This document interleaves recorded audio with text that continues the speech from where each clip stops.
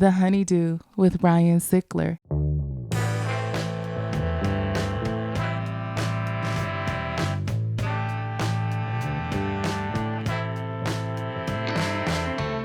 Welcome back to the HoneyDew, y'all. We're over here doing it in the Night Pants Studios. I am Ryan Sickler. I want to thank you guys, as always. Thank you for supporting this show. Thank you for supporting anything I do. If you got to have more, then you got to check out the Patreon. It's called The HoneyDew with Y'all, and it is this show with y'all, and y'all have the craziest stories on the internet, all right? If you or someone you know has a story that has to be heard, please submit it to honeydewpodcast@gmail.com. We'd love to do your story, all right? That's the biz. You know what we do. We highlight the lowlights here. I always say that these are the stories behind the storytellers. I am very excited to have this guest here with us today. Ladies and gentlemen, first time here, please welcome Joe Mantegna. Welcome to the HoneyDew, Joe Mantegna. Thank you, Ryan. I'm stoked to have you here, buddy. Thanks, brother. Before we get into your story here, please promote anything you would like. Well, look, I've been doing Criminal Minds this was year 17. Is it? And season 19 for the show. That show's been on 19 years. This is our 19th year as the show. And we're still going strong, doing very, very well. And I love it. I enjoy it, love the people. So that we're still doing that. I've been doing a show called Gun Stories on the Outdoor Channel, which sounds ominous, but it's really just we trace historical firearms. We've been doing that for about 15 years. I'm producing my assistant, who runs my company, been with me for 24 years now, Dan Ramm, wrote this novel called Long Branch. He's a wonderful writer. And we're getting a lot of play on this, turning this into possibly a series and stuff. Can you quickly tell us what it's about? What is this about? It's in a nutshell, it's about him working for me for that long. Mm-hmm. Certainly has put him in the guy started as a roofer, started in the roofing business, had his own roofing company, and he put a roof on a couple of houses that I own. Is that right? Yeah, it really did. But it turned out this guy was so sharp, and I could tell he wanted to move on to try to do something else in his life, and he had this. You could just tell he was a jack of all trades in many ways, had a lot of talents, and writing being one of them, because he had a thing going about for the Rat Pack. And I thought a young guy like that, he was like in his 30s at the time. I thought, this guy's into the Rat Pack. He likes the music I like. This is pretty cool. So anyway, he started working for us, for my wife and I, working on some of the houses. But it turns out he had this, this writing ability. And so working in the business with me as long as he has now for 20 plus years, he has this scenario for the novel of this guy is a former actor who had a drama show, a Western kind of type show back in the day. He's older now, not getting a lot of work because that show was, think of maybe the old, Maverick show or Sugarfoot or whatever it may be. Now the guy's just kind of doesn't have a lot of money, thinking, well, maybe I'll go sell the house I built for my late mother in the town where I grew up in, go back there, fix it up, sell it. I can, don't worry about show business. Well, it turns out he goes back there. And of course, in that small town, he's meeting all his old high school buddies, this, that, and the other. And he's still that guy, that TV sheriff that he was, or whatever it may be, back in the day. And all of a sudden you find out there's this whole intrigue that happens because you find out that the girl who had stood him up kind of for the prom kind of a thing had been murdered, which he never knew about. Always wondered what happened to her. So this turns into this whole So TV story. Cops going real life detective. Yeah, all of a sudden becomes these things merge, and then all of a sudden he's meeting old friends. Mm-hmm. It's pretty interesting. I mean, it's one of those books when you start reading it, you go, wow, you want to see what this is going to happen. And then I wound up doing the audio version for it, which I've done audiobooks for many years. So it's available right now? Yeah, it's available right now. You go to I think you check it out. I guess everything on Amazon. You go look for it. It's called Long Branch. Or you can get the audio version, or you can just also buy the actual soft cover of it. I see. I think I got my quote on the front of it. But anyway, it's really, really a good book, and I'm not just saying it because the guy works for me. I hear you, but also congrats and kudos to you, because a lot of people don't see that in someone and they miss that. So you saw a guy on a roof and saw, hey, this guy has possibilities. Without question. Yeah. And everybody else has seen it. A lot of people miss that. No, you're absolutely right. You need those people in your life. So but this is a guy, once I knew his backstory, and this guy had been kind of making his own way since he was 15 years old, working for a living and really doing different. He was a chimney sweep. He was this, that. He was the other. So a self-made guy, Then he had running his own business as a young man, I thought, no, this is the kind of guy you want working for you. And so he's been a real value to my family, to all of it. So anyway, this has culminated, for at least for him for now, in this book, and he's already writing a sequel for it because we're getting so much good play. He just won an award for best novel through this one organization. I'm so bad with these names of the different things, but it just won this award as the best novel for this one organization, and I understand it. I'm not surprised. That's great. So that's pretty current. All right. And then, like I said, my day job's Criminal Minds for now. I had It's a black hell hair of a when I day started job, on brother. that show. So, but it's all good. Life's good. I can't complain. Let's go back to the beginning for you. Where originally are you from? Tell me about mom, dad, siblings, all that I grew stuff. up in Chicago. You know, it was Which, real quick, I said to you on the way in, Taste Chicago was, bro. Well, my wife, Great I've restaurant. always said, I know I'm the front man in the family in the sense of, who's the actor? People recognize me. I get that and all that. But in real life, I'm Ricky to my wife's Lucy. I mean, I'm the guy out there playing the maracas, going, yeah. I'm the show business guy. But my wife really stirs the drink, and she's always has a million schemes going, this, that, and the other, and really handles. We've been together. We're going to celebrate our 50th wedding anniversary. Wow! in October. Congrats. So I know in Hollywood that's an achievement. But, and anywhere that's an achievement. So we've been through a lot together. So I mean, so there's that. So the whole thing in growing up in Chicago, she's from Chicago as well, of course, and had the idea she always wanted to open a restaurant. So of course, especially when my career started to kind of take off, but it took a while. I mean, it took about 15 years of me being an actor before things ended up positive category, in terms financially. I know. But I said, you know what? That's your dream. I'm pretty much fulfilling mine. Let's go for it. So she always wanted to have a Chicago themed restaurant. We did it. We opened it up in Burbank. We had it for 16 years, and it was great. The memories were great. I know you were a customer, and all the time. Yeah, I said I would just go get my jardiniere from there. It's just a little styrofoam. Oh yeah, it's hard to get that stuff otherwise. Where are you going to get your hot jardiniere fix? That's right. But we had it for 16 years, and then it was really one of those things where she realized, okay, you know what, my dream has been satisfied, but now it's really work, and the restaurant business is tough. So I'll bet it came to where she said, you know what, I think I'm done, because we have other issues personal in our lives. We've got our 2 daughters, especially we have one daughter with autism. So it's the type of thing that, you know what, if you're satisfied, I'm satisfied. We had a good run. Let's go. So it was not much as business decision as a personal decision. It was like, let's just wrap it up. And we had a big, we announced it. We're gonna close it in a few months. Come get your last Italian beefs and hot dogs and pizza and whatever. And it was great. And we got tons and tons of memories of the 16 years we were there. No regrets. I was saying, we look at stuff on the internet and who knows what's real, but you suffered an illness when you were a child. Is that right? Well, yeah. Well, what happened is when I was 8 years old, I had a really bad sore throat, as kids get. But of course, the family doctor checks it out and goes, he's got a strep throat. Maybe you want to check further into this. Well, it turns out I had rheumatic fever, which was somewhat prevalent back then. We're talking, this is the 50s. This is like 1956, maybe. So having that, what is it? What is it actually? It's that's a good question. I mean, it's called rheumatic fever because it is a thing that affects partly, could be your lungs, your heart. Is it like a permanent pneumonia or? To tell you the truth, we'll look it up. Being 8 years old, all I know is I got past it. But the thing is, it was one of those things that's infectious and it's prevalent enough that they even had a hospital just for it. And it still exists today. Now it's branched out to more of a regular children's hospital. It was called La Rabida Rheumatic Fever Sanitarium, which was in Jackson Park on the south side of Chicago. It was fortunate for me being grown up in Chicago, so at least it wasn't close to where we live, but at least maybe within an hour's drive.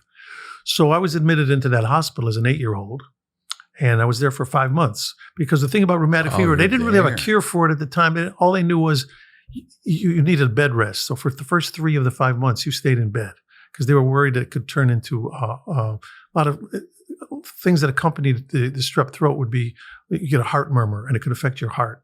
And there were instances. I remember there was one kid that used to wear, and since it was a children's hospital, you get away with stuff. But do you remember, was it an open room? Or you in there with other kids? No, you'd have like 2 or 3 in a room, Okay. but the different rooms. But I remember one kid, he came in and he wanted to keep his cowboy boots on, even when he's sleeping in it, like his pajamas. And they let him do it.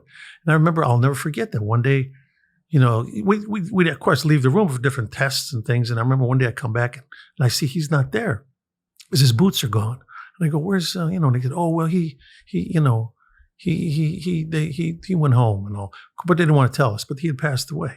And which, because they don't want to necessarily freak out kids that, by the way, this thing could kill you. Mm-hmm. But I got lucky. I mean, I did my 5 months there, and I improved to where, and I didn't acquire a heart murmur and didn't get any heart damage. But what I did have to do is that you had to take a sulfa pill, which that was the only thing they felt kind of maybe could prevent a recurrence of this or whatever it may be. So it's this pill that was probably as big as a dime.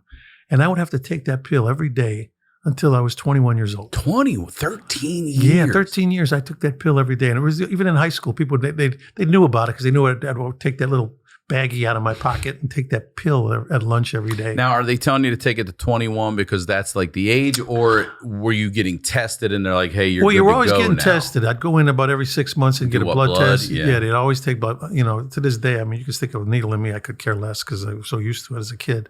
But no, I think they figured if it hasn't reoccurred or hasn't been damaged by the time you're 21, you're probably free and clear. And you've been free and clear. Oh yeah, I mean that's never been an issue since, which I feel very blessed because, like I said, it was fatal for some kids. But I tell you, one of the things with benefits of it was because it was a children's hospital. There'd be the Thursday night would be like movie night. So there would be this one guy, usually with some guy that had a little money. He'd come bring it back then. It was bring an actual projector, and you'd all sit in the lobby of the hospital or in the hallway, and on a little screen they would show cartoons or whatever. And then there'd be this other. They call him Uncle Roland and his wife, and they were this rich couple from Chicago who their job was not their job, but what they would do is on the holidays. I was there. I remember for Easter. I think that was the only major holiday I was in for it at that 5 months. They come in and give gifts to every kid in the hospital, really nice gifts, because that was their way of helping out. Mm-hmm. So I mean, I think of it in my past of like, wow, yeah, I guess that's what happened to me. But look, I got out clean, so I got no regrets, no complaints. I mean, I live by the motto, everybody's got a story and nobody gets a free ride. Amen. So I don't care who you are. So I'll take the cards I've been dealt. That's what they say all the time. If everybody stood in a circle and we all threw our problems in the middle, you'd grab yours right back. Hell yes. Oh yeah. I'll take mine. Hell yeah. I'd fight for mine. And I think a lot of other people would fight for mine. Oh, yeah. Too. It's a perspective you really don't want. Honestly. Yeah. No, a lot of people would take my life. I get it. Yeah. And your dad, he had early health struggles as well, yeah, right? My dad was sick all his life. I shouldn't. Now, is that the fever? Is any of that? No, not at none all. of that. No, my dad. The thing with my dad, my dad grew up on a farm in Oklahoma. His father and mother came over from Sicily back in the early 1900s. And my grandfather worked in the coal mines in Sicily or in Oklahoma in order to buy land from the Native Americans, which he did. He bought a 50-acre farm, and everybody did that back then. So my dad was born and his siblings. He had 3 brothers and a couple of sisters. Grew up on this farm in Oklahoma. But what had happened is my dad was the third oldest, and he and the 2 older brothers all got tuberculosis. They attributed it to something, maybe, I don't know, something to do with the livestock or something or whatever. But whatever, by the time my dad was, his father died when he was about 15. My grandmother had to give up the farm. They moved, that's where the Chicago thing happened. She had to move with the whole family to Chicago because she had family there. She held on to the farm, stayed in our family up until actually 2 years ago. So she moves to Chicago. My dad's 2 brothers moved to Baltimore. And they became icemen. They deliver ice. Yeah. And my dad went and worked with them a couple of times. And I have a lot of family in Baltimore. Oh, you do? Okay. I do. Cockeysville and Towson. Timonium, Cockeysville. I got family there. But anyway, my dad, he contracted then tuberculosis right when World War II started. So they sent him to a So this was before I was born. My brother had been born. My brother was born in 1940. My dad gets tuberculosis. Killed his 2 older brothers. They sent him to a sanitarium in New York, and they take out one of his lungs, and they take out part of his other lung. It's just crazy to hear the word sanitarium. Yeah, sanitarium. And they take 1.5 lungs out? 1.5 lungs out. And ironically, I wound up narrating a documentary about those sanitariums, not just maybe 5-6 years ago, about the history of tuberculosis sanitariums in this country. And it was called Mount McGregor in New York. So here's my mother, still in Chicago with her parents, with the baby, my brother. I'm not born yet. My dad's in the sanitarium at Mount McGregor, New York. Because back then, what they did is you got TB, they took out the lung. They took out part of his ribs even on one side, because back then they didn't spread the ribs. They just said, let's get rid of this so we can get the lung easier. Mm-hmm. He was there for about 3 years. Whoa. Yeah. Because the way to recoup was they put you on your bed and wheel you out. They put you up in altitude. You were up like on this mountainous kind of area, because they thought that the mountain air and all that was easier. Well, I don't know what the logic was. Who knows? But he didn't even see my brother until my brother was almost 3 years old, because you didn't travel that easily back in those days. It was during the war. So my dad winds up having part of a lung. I'm get born, but yet he was an incredible smoker, chain smoker. Smoked, oh yeah, with half a lung. Was a drinker, developed an alcohol problem that finally we cleared up when I was about 15. We had to kind of institutionalize him, but he beat it. He gave up the booze and never drank again. Did he give up smoking? No. And I think the reason he drank so much is because he felt compromised physically. Because I had another uncle, his baby brother, who was younger than him and didn't get tuberculosis, was a strapping guy. He had sons who were big guys and healthy and stuff. Here's my dad, who would, just walking up his flight of stairs, he'd catch his breath, and plus he's got a cigarette in his mouth. With half a lung in his chest. Yeah, half a lung. So finally caught up with him. At 57, he finally, that part of a lung said, we're done. Yeah, I'll bet. And, so he didn't really die of any disease besides the fact that he just couldn't, that lung just couldn't handle it anymore. And he wouldn't give up the smoking. And I happened to be on tour. My first professional job was to play hair. And I'm on tour with the play hair. I was in Pittsburgh when it happened. And then my brother calls because they had to put my dad in the hospital again. He'd have to go in and out different times because of the breathing problem. And I'm sure at this point he's at least aware, like doctors or someone's telling him, hey, you should probably quit smoking.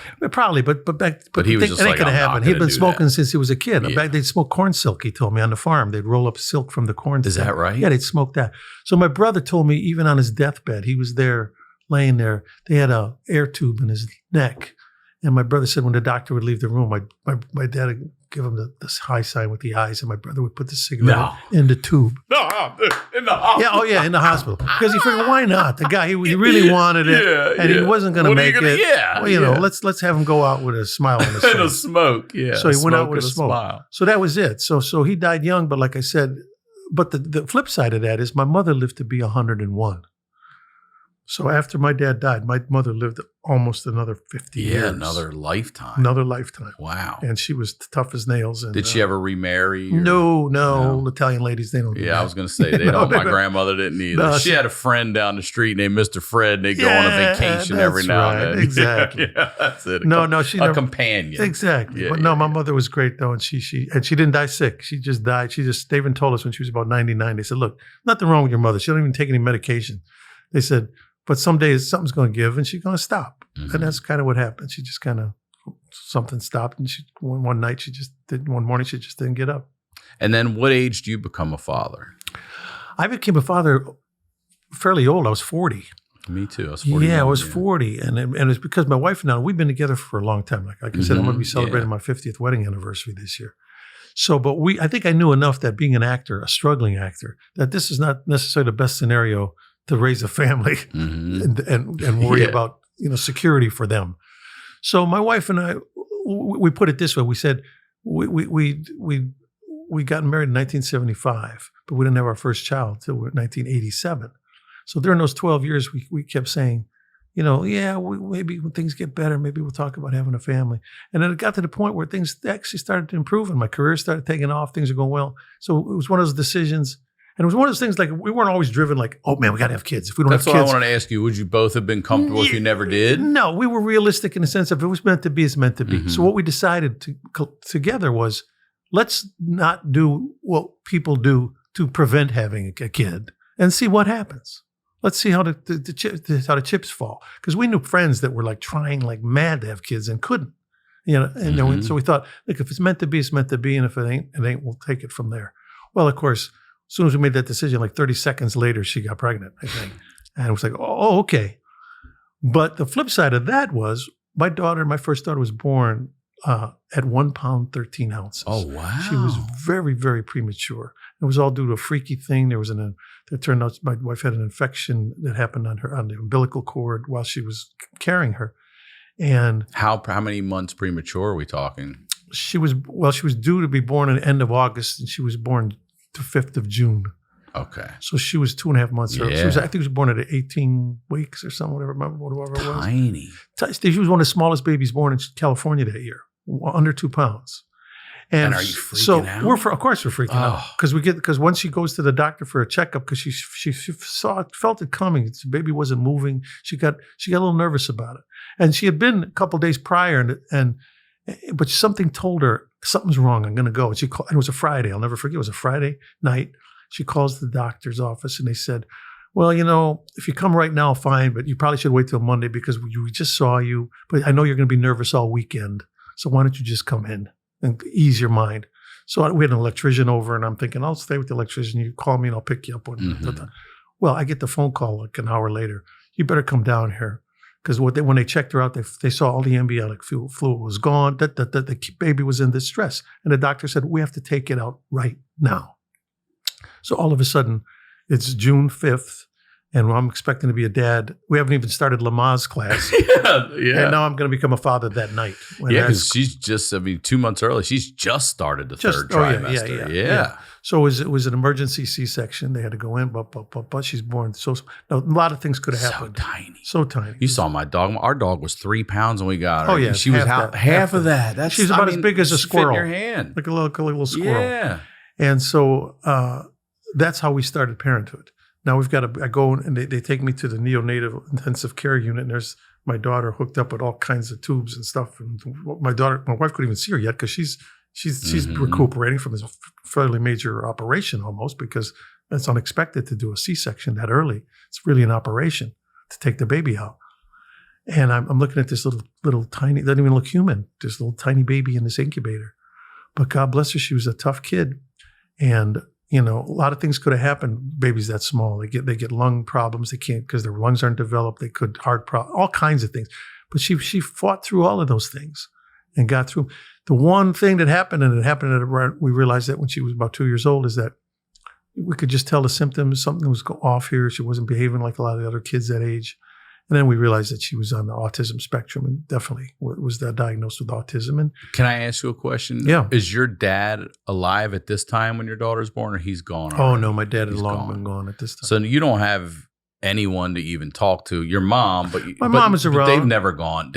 Nobody was born at 1.5 pounds. No, it was really unique. You're on your own. Both of you. No, we were on our own. We were brand new. Yeah, this is uncharted territory. Yeah. But yet, you go in a neonatal intensive care unit, you're going to see a lot of incubators, and you're going to see a lot of people are going through this. So it is, and you learn too from the doctors. They tell you got to understand, 20% of births, something's off. There's going to be some abnormality. It's not always major like this. It could be just the littlest thing why the baby has to stay an extra day or two in the hospital because of da-da-da.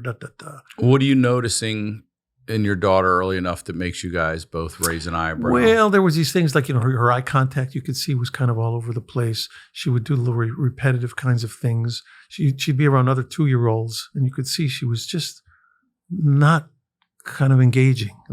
So, something. You got to remember, this is 19. That's the other thing. This was 1990. Yeah. So this was 35 years ago. God, no, it isn't. So you know what I mean? Yeah, no, it wasn't. 1990. And so it wasn't as prevalent in the sense of people weren't as hip to kind of what it was. It was a little more obscure as to exactly what autism was and how the severity of it, and different aspects of it. So we took her to a psychologist, whatever it was at the time. We were in New York at the time. I was filming the movie Godfather 3 and plus a Woody Allen picture called Alice at the same time.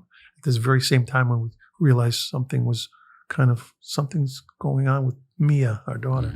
So we take her to the doctor, they examine her, and that's when we get the news. They go, well, here it is. There's maybe 10 indications that we have of what we would diagnose as autism. Your daughter has about 8 of them. And had you ever even heard of this at that time? You'd heard the yourself? name. You heard the word. You knew this was something out there that other people's kids get. That's what you thought.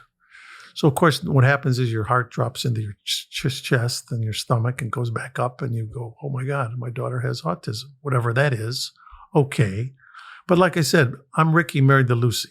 So Lucy's first reaction is, okay, now what do we do? What do we do about this? As opposed to, woe is us, okay.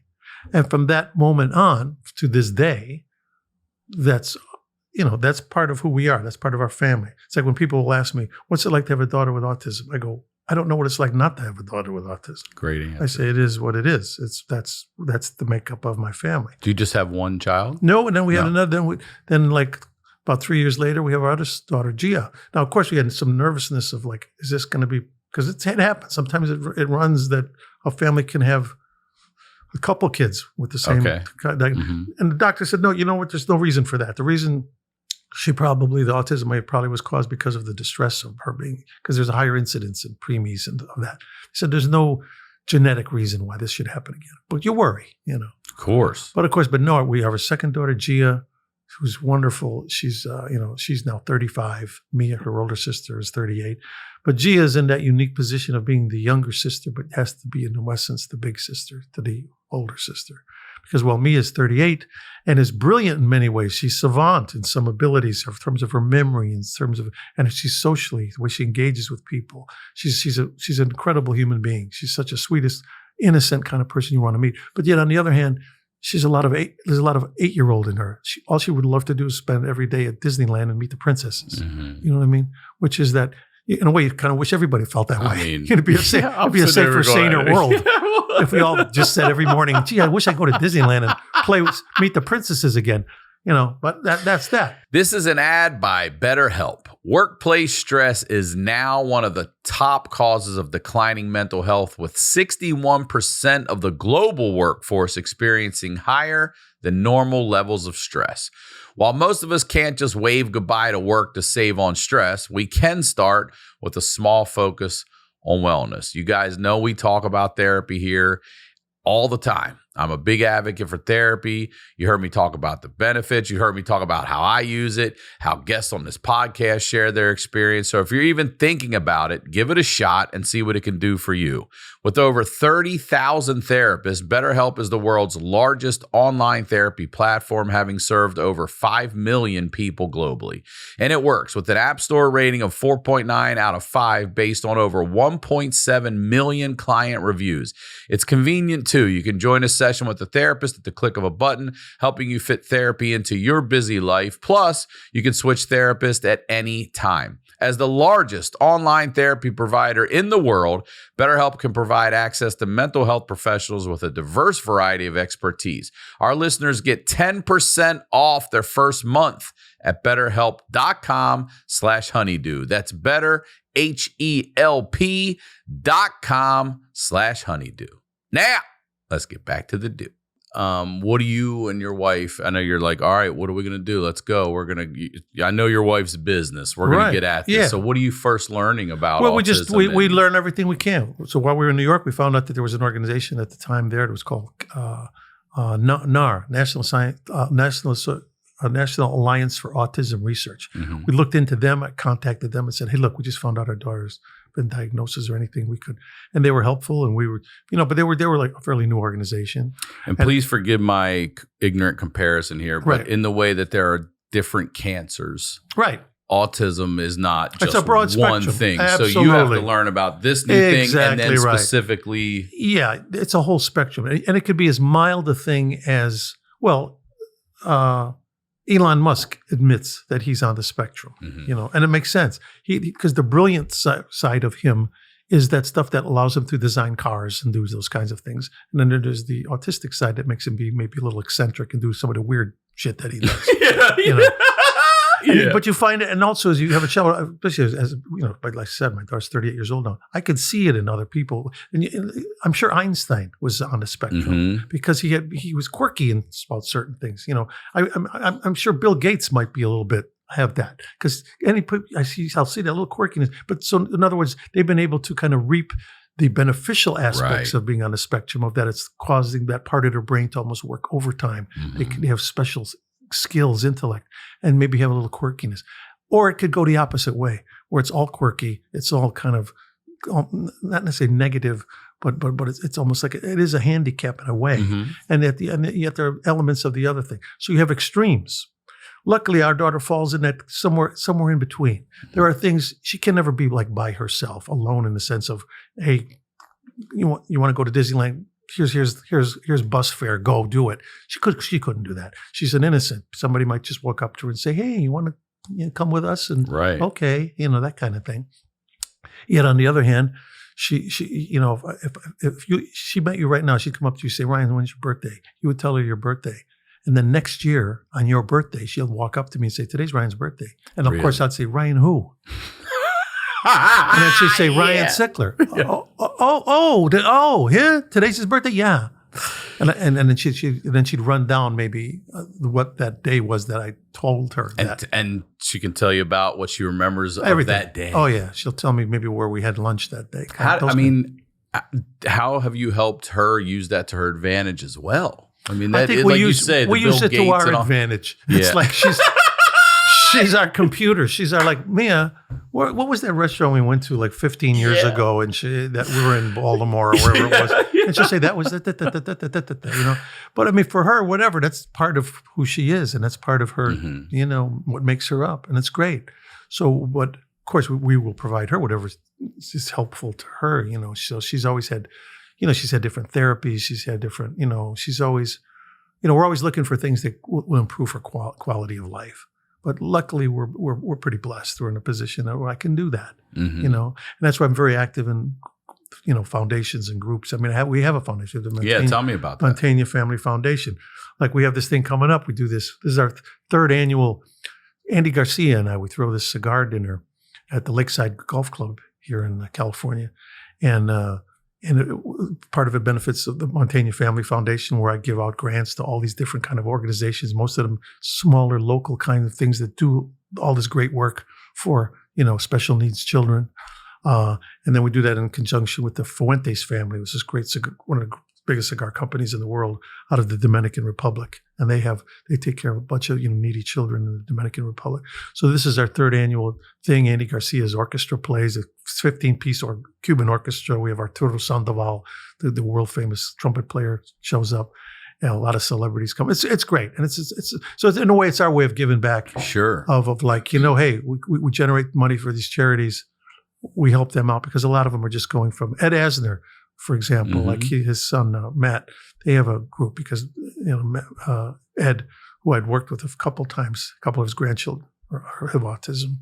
But it's not just autism. It could be any sort of, especially mostly geared toward, children's kind of, charitable organizations. And why not? If you're in a position to do it, everybody's having a good time. If you can do something that generates something for them, it's a win-win for everybody. What are you learning about yourself as a father and a man as you're growing and learning about autism with your daughter? Well, I think as I might have said this off mic as I said I live by the theory of everybody has a story and nobody gets a free ride. So that's part of my story. And part of not my free ride is like, in the best of all worlds, would I have said to myself, if I could pick the perfect family, I think I would like a kid with autism. I would like kids. Nobody asks for those things. But when they happen, it's what you do. Now what do you do? How do you deal with it? You know what I mean? Do you dial back the work a little bit or well, no? As it turns, now you got it's not so much dialing back the work as making it inclusive with them of the work. So what we decided to do early on was, look, yes, my career was really starting to go into high gear. In fact, right when Mia was born, like I said, I was shooting Godfather 3, which was now putting me into a category of, doing major films, But we realized, what's important is that we stay together as a family unit. So I would get these jobs. Like I got a movie that was shot in Moscow for just a week. We shot most of it in Canada, but for 1 week we had to shoot it in Moscow. Now, of course, the movie company's fine with, you're going to have the family with you up in Canada. Great. Of course, when we go to Moscow, there's no need for them to come. I said, no, there is a need for them to come. They're coming. They go, but we're only there for 4 days. Yeah, but they're coming because I'm not going for the 4 days without them. Mm-hmm. I said, no, it's not even about the money. If you want to cut the salary a bit, we'll do that. But they're all coming. And plus, the nanny's got to come too because we have to have an aide to help with my daughter. I said, it's that way or the highway for me. And you find out that when you make that part of the deal, they get it. You know what I mean? Because I wasn't asking for too much. I'm saying, but this is, if you want meat, that's how it works. And the benefit of that is the family structure was always the same. So we'd go to, whether we were in Canada, whether we're in Moscow, whether I've been in Australia, been all over Europe doing projects. We always went together. So there's always my wife, the 2 kids. Sometimes we have like a nanny. They changed over the years. Usually these young college girls that would come along just to help my wife, because there would be, it's a little bit more of a burden, with that kind of a family situation. But by doing that, I think it helped the kids too. Because for Mia, especially, we found out other countries had different ways of I was about to say, addressing children with special needs. And how worldly the education she's getting. I don't have that. Like in Canada, we learned something early on. We go, because here very often you go to, when the kids in grammar school and they have special needs, they put them instantly in a special class. Like I remember when I was in high school, there was that class that had all the kids that were like, had infirmities. And it was all of them that together too. All if you were together. Different, you were just here. You were there.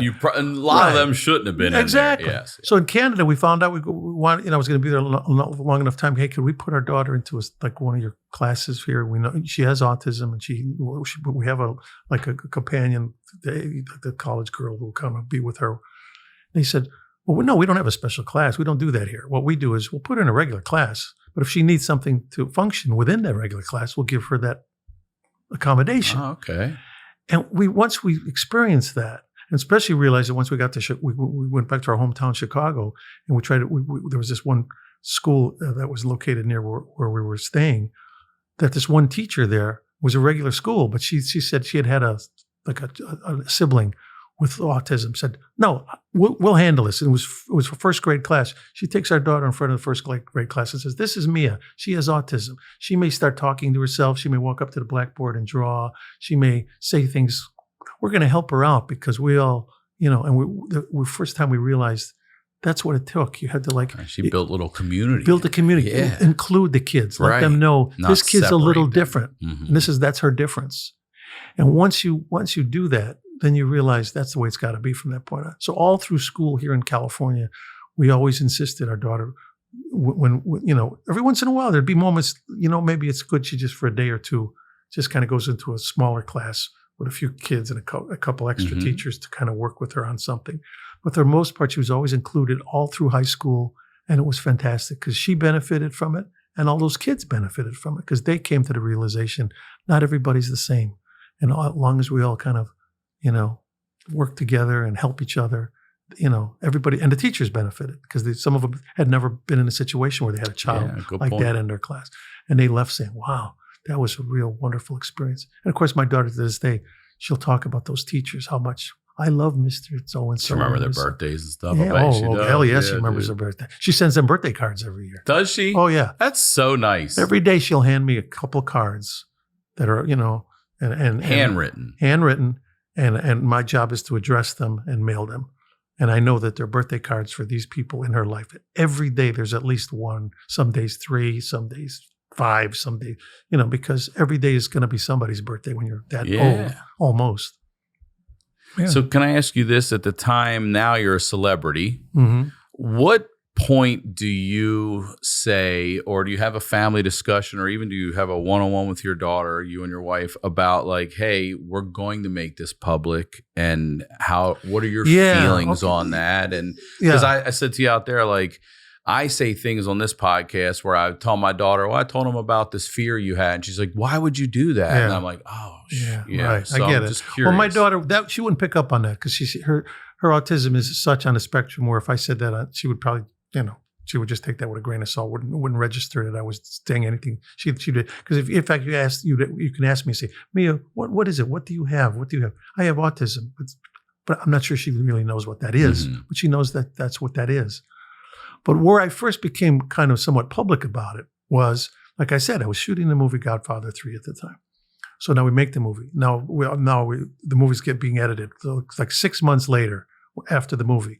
Now we're really learning what it's like to have a child with autism and realizing, okay, what groups are there? Where can we get help? What should we be doing? I get a call. Of course, now they want us to start doing major press for the movie. It's going to come out at Christmas time. This was 19. I remember there was a yeah shootout in the Baltimore theater. Yeah. There really was. Yeah. So this was Christmas 1990. So one of the things they wanted me to do was to do an interview. I think it was for People Magazine. It was either People Magazine or Time Magazine. I can't remember. But they said, "Can we have one of the journalists call you to do the interview over the phone?" I said, "Absolutely." So the journalist calls me. Now, we hadn't made common. It's not like I took out an ad and said, "Oh, by the way, we had a child and she has autism," type of thing. Because our second child had just been born as well. At the same time the first one was diagnosed, the second child had been born. While we were in New York. She was actually born in New York. So I get this call from this woman I think, like I said, I think it might have been People Magazine. So she says, So what was it like working on Godfather, Al Pacino, Coppola, what's it like? The normal stuff. Then they go, "Listen, it's come to our attention that is it true that you have a child with autism?" Now, of course, all it would take have been one person somewhere and somewhere had said, "Oh, yeah, I think we saw him going there," or who knows? Didn't matter. And all of a sudden, I realized when they asked, and she said to me, and she was going to write the story. It wasn't like a live thing like now. So she said to me, "Now, would you mind if you do have a child with autism? Would you mind discussing that, any aspect of that? And if not, that's okay." In other words, she was giving me the option. And in that split second, I had to think about that, and I thought to myself, okay, if I say no, that I don't want to talk about it, I'm negating my daughter's existence in a way. I'm basically saying, no, I don't want to talk about it. That's my pride, as if that's going to be our private secret in life. I'll be walking down the street and somebody might say, "Who's that? None of your business." Almost like that. To me, it would be like almost in a way saying that, because there's going to come a time, God willing, Mia's not going anywhere. She's only going to go from this point on.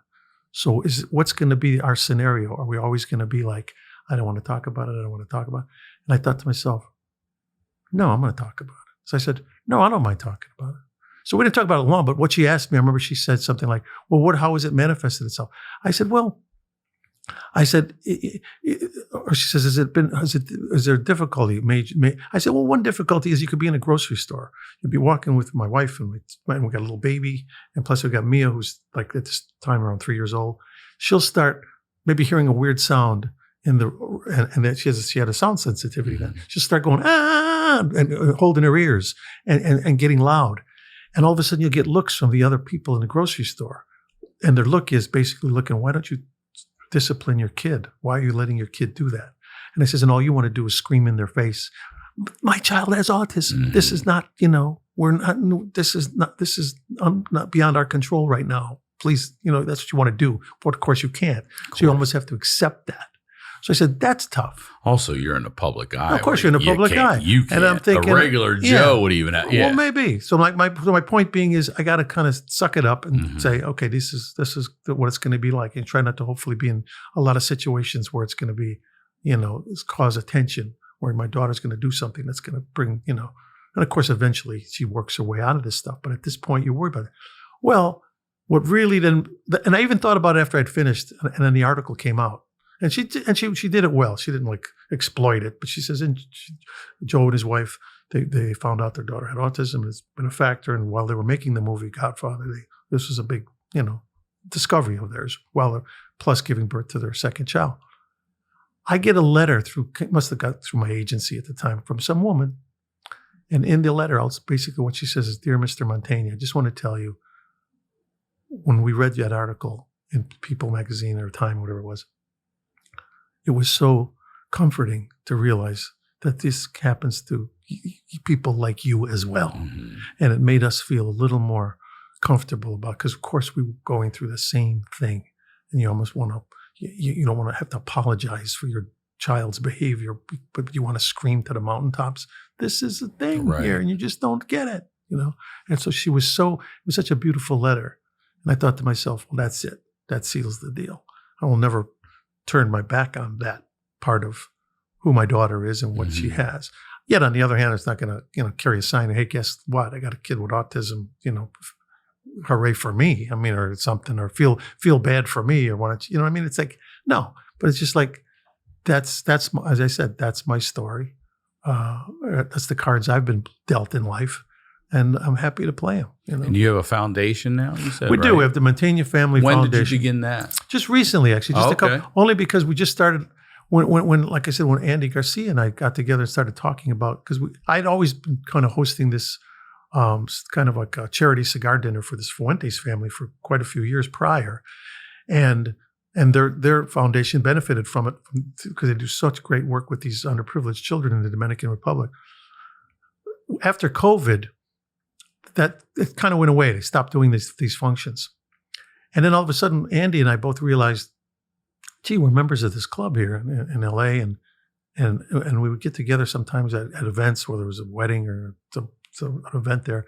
We'd be out there over on one of the fairways smoking a cigar, thinking, hey, we should bring back the cigar dinner and bring it back and help, Fuentes charity. I've certainly got all these organizations that I support with autism. It'd be a way of just everybody have a good time and somebody would benefit from it.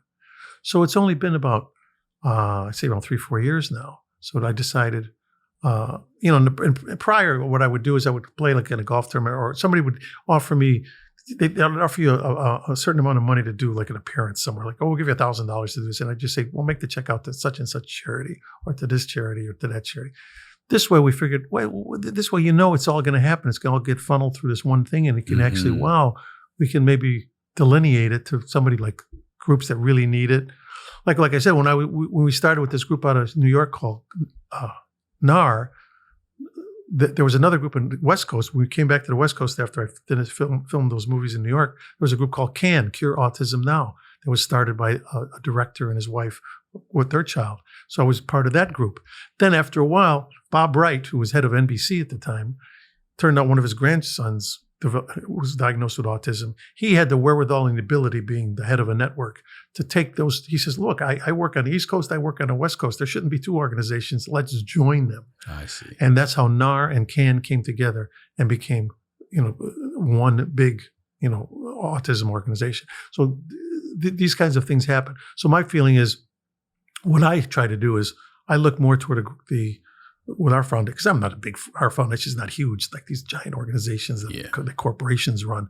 But it's enough that these smaller, especially in this locale in Southern California, there are these organizations that are doing the work every day, or doing working with these children, working with these young people that could use, a grant of, $5,000 is a lot to them, as opposed to $5 million some other worldwide group might get.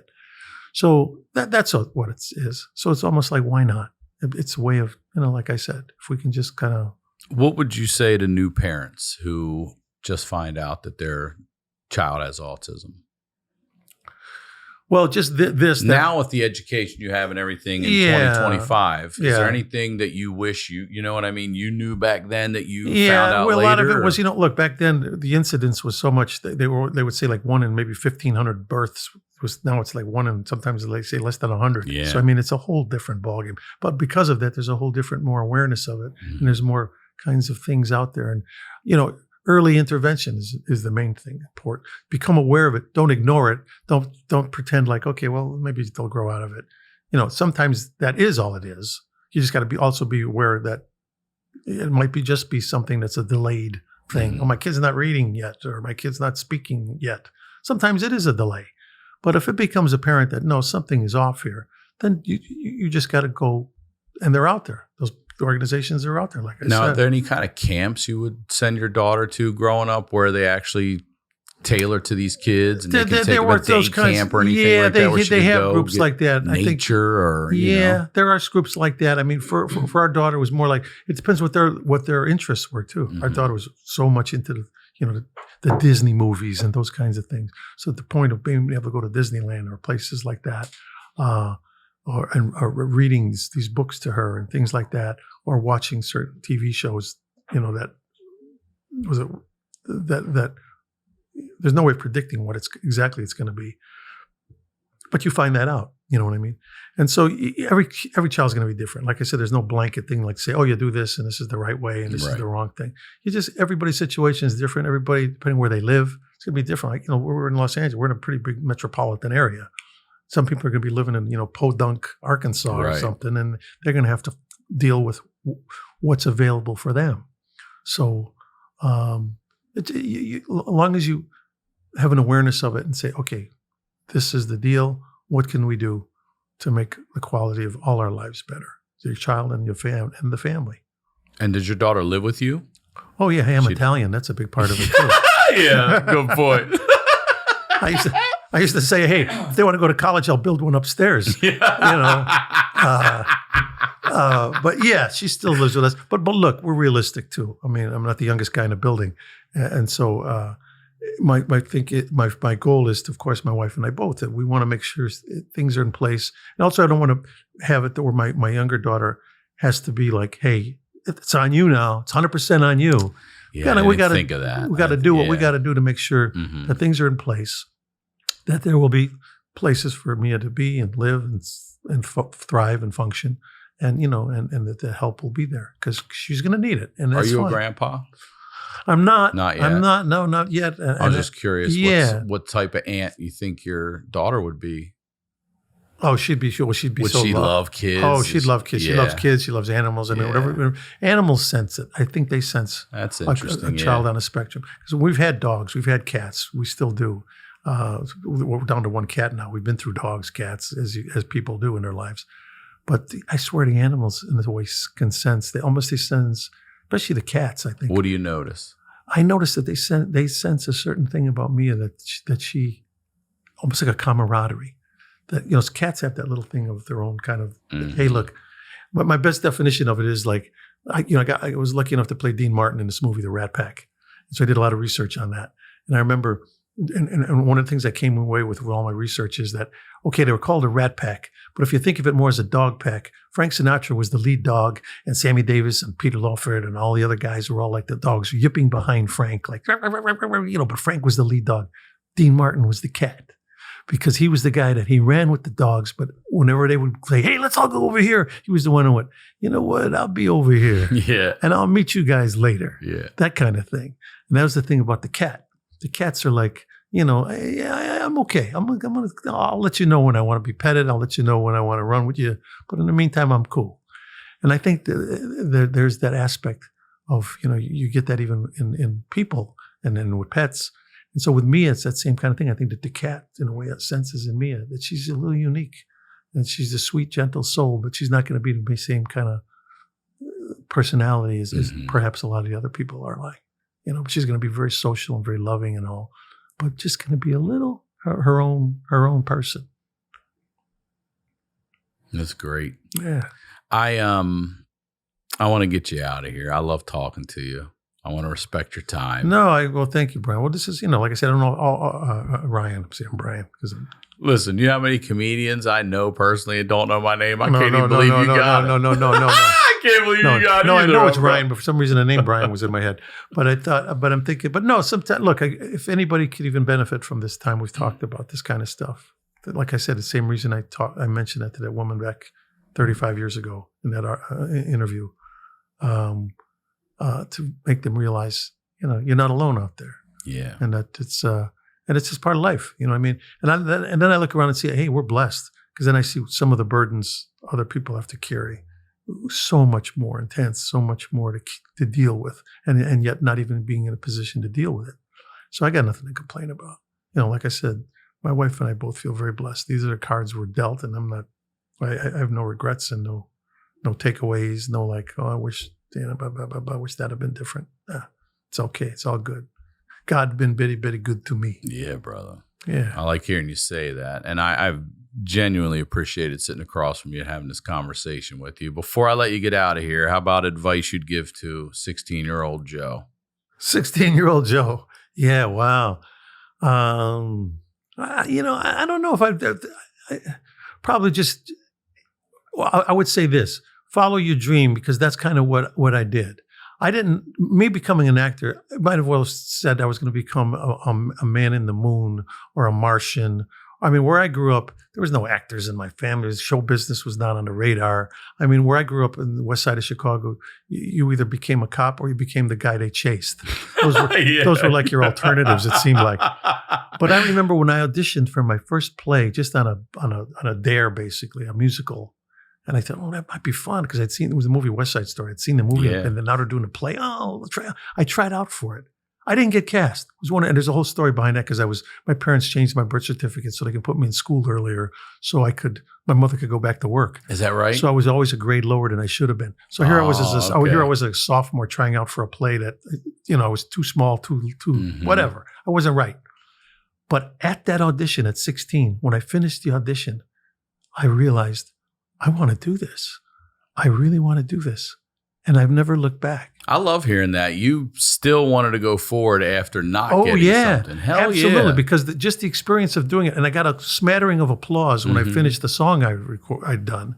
And it was like nobody had ever applauded anything I'd done before. It was like, wow.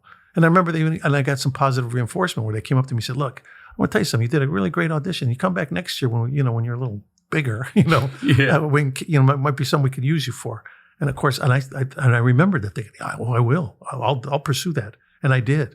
And from that day to today, that many years later, it hasn't changed. That moment, I try to equate it to. I bet it was a thing like maybe Michael Jordan threw a basketball when he's 6 years old and saw it go in and said to himself, "I'm going to do this.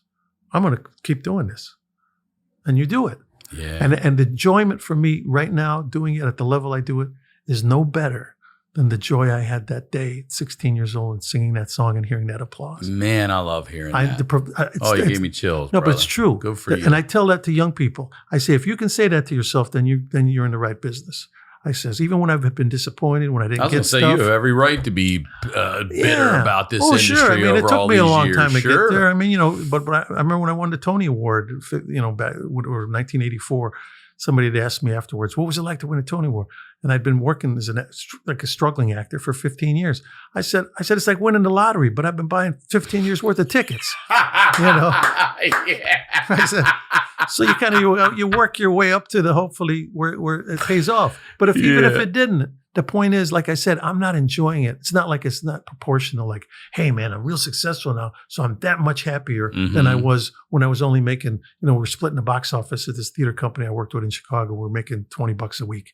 No, I enjoyed it just as much then as I do now. It's just that, the environment has changed, but the enjoyment is exactly the same. And I would think a lot of athletes would probably tell you the same thing. That they tell you, hey, hitting the home runs in Little League is no less exciting than it was when I won the World Series. And if you can say that, then you're in the right racket.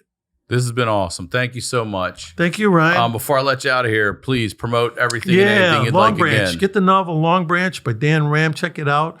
And it'll probably be, my guess is you're going to be watching it on a screen sometime before too long as well. And then there's audio version that I do as well. If you're, especially if you like listen to audiobooks as opposed to reading it. But it's a great read. I mean, and I'm not just plugging it because the guy works for me. I mean, honest to God, it's worth it. Thank you, Joe. You're welcome. Thank you, man. You got it. As always, Ryan Sickler on all your social media. We'll talk to you all next week.